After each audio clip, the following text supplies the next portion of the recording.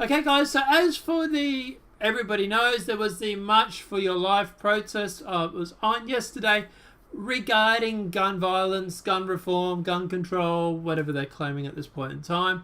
I like to call it left-wing democratic propaganda. But hey, look, at the end of the day, I don't have anything to add on that side of the story. Mainstream media is covering it. Of course they are. But my interest is the people who didn't get to speak. Why weren't some people allowed to go and speak at the march? That's what I find interesting. Also, there is also going to be another video out shortly after this that will actually deal with some fake news regarding people being paid for protest. So we're going to cover both sides of the spectrum on 2 different videos. So let's jump into the first video. Hunter Pollack wanted to remember his slain sister at the March of Our Lives, but organisers denied him chance to speak. Okay, why they deny you a chance? Hunter Pollack, the brother of Mello Pollack, who was shot and killed in the high school shooting in Parkland, Florida, says he was denied an opportunity to speak at the March of Our Lives in Washington, D.C. Pollack's father, Andrew, said they tried for 2 days to work with organisers for a chance to speak at the march, but organisers denied the request. Okay, interesting. At first they told him yes, then it turned to a no. Pollack told Breitbart News they have claimed no time. Maybe. It was going to give a speech about Mello and how devastated I am and how we need to make change. But they won't allow me to put my voice out, Hunter said. Well, don't worry, dude, we will. Hunter said in an interview. I feel that they don't really care about the victims' families. If they did, they would have let me speak, and I didn't. I don't know what this is about. I could probably have a guess. Hunter read part of his prepared speech on camera, which was shared on Facebook. We do have the video. We'll play that for you now. Hey, good morning. We're at the hotel. The kids are getting ready to go to that march. And my son, he got denied to speak at the march, so I'm not going to the march. I'm going to a lacrosse game. That's what I'm doing. I would have went, but I'm not going to go. I got a lot of stuff done, so they're going to interview my son right now. He was pretty disappointed that he didn't get to speak at this march. I guess he's got a different agenda than their agenda, so they denied him to being able to speak. And can you talk a little bit more about your sibling and how you were affected by the MST shooting? I'm devastated. She's beautiful, she's ambitious, and I'll never have anyone like her again, so it's irreplaceable. So I just want to make sure that you're not in the frame. Oh, I'm not. Okay. Oh, okay. No problem. How's that? Good? All right, now we got you. And I Can know you- it sounds like sorry, an obvious, yeah, there you go. question, but why did you come out today? Just in support of my sister and to see history. And what did you want to talk about today? I know you were going to give a speech.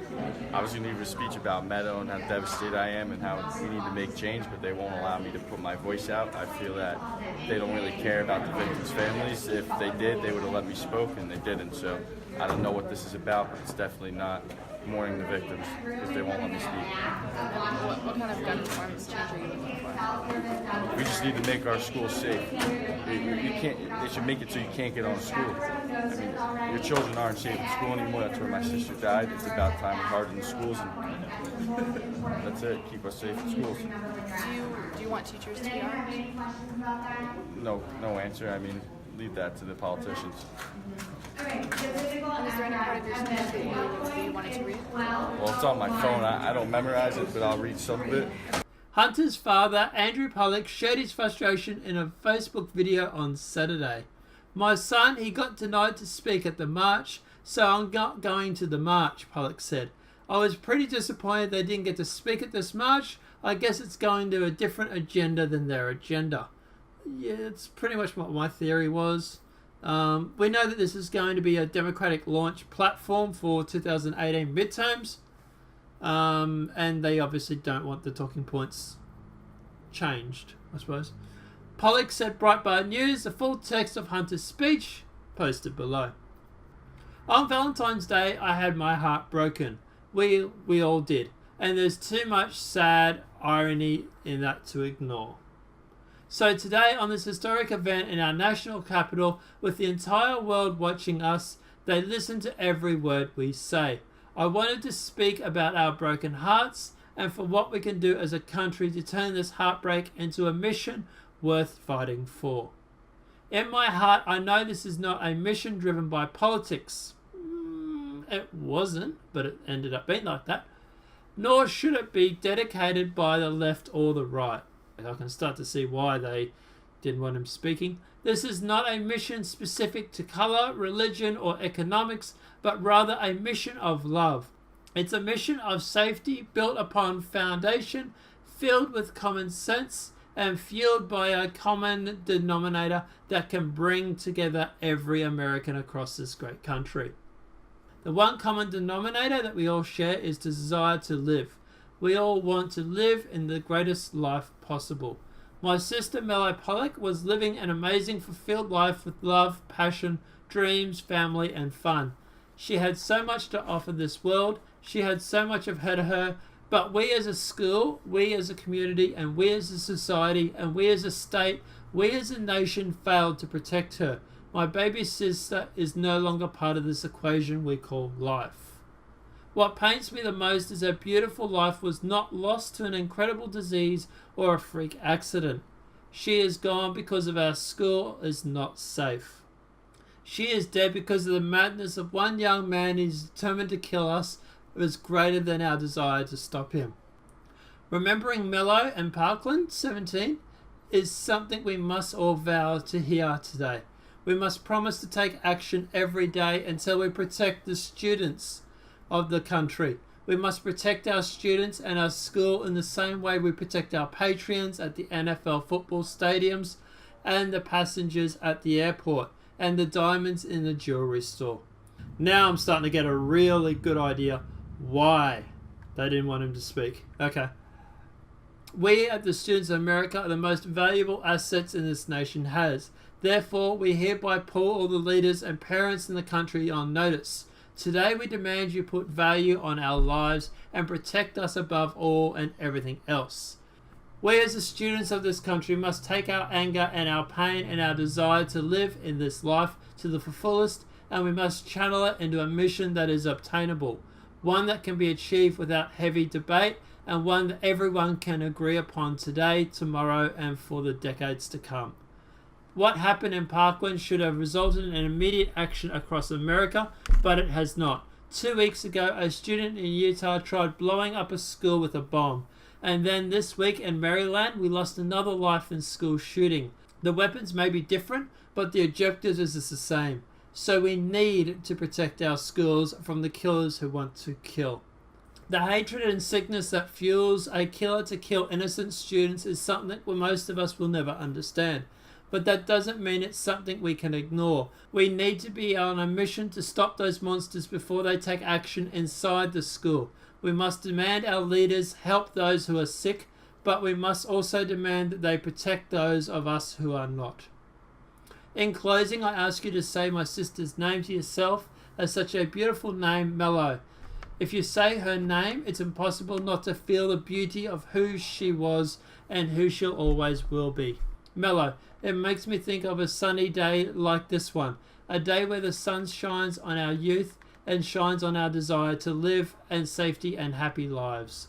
I can feel Mello right now. She's asking us to come together. She wants us to thank our families, our parents of the victims, like my dad, Andrew, Mr. Ryan, Perry, and all the others who are turning their grief into something positive. She says, thank you for continuing to fight for the survivors and the students of all ages. Mello is asking us to be smart and to love and to share the common denominator we share. Embrace this life, make the most of it, don't let it be wasted, and do not allow others to be taken away by weapons of any kind. To my sister, who is up in heaven, I promise you here today that Dad and I, along with millions of people on our side, will do our part in making schools safe so this never happens again. We vow to protect Americans' children in a way that you should have been protected. We will keep them safe from killers and all the weapons they use. Until we meet again, Mello, I miss you like crazy. I love you. We all love you. May your shine on us today and every day going forward. Thank you. Okay, so at the end of the day, what's my takeaway from all this? Look, it's a beautiful speech, and yeah, he should have been able to give it. This is why I have a problem with these protests and these march. It's very much, this is our agenda, please stick to it or you're not going to speak. It's not a march for students' lives. It's not a march for the victims of the school. It's a democratic midterm election promise. That's basically what it is. Which is ironic because Obama was in power for 8 years. He controlled the Senate and the Congress for 2 of those years. And they never once went through and changed gun laws. Interesting, isn't it? Because, yeah, at the end of the day, I can understand why they didn't want him up there. His message is completely different than what they want. They don't want unity. They want people to go through and to stop voting Republican and vote Democrat. It's a PR stunt. It's just they're using victims or the dead people to push a political agenda, as lovely as it may sound. Because, I don't know, let me know what your thoughts are in the comment section below. Why do you think they didn't allow him to speak? Do you think it was because his agenda didn't match, or do you think they just didn't have time? Let me know what your thoughts are in the comment section below. If this video has been helpful, please smack a like. If you're new to the channel, welcome and subscribe.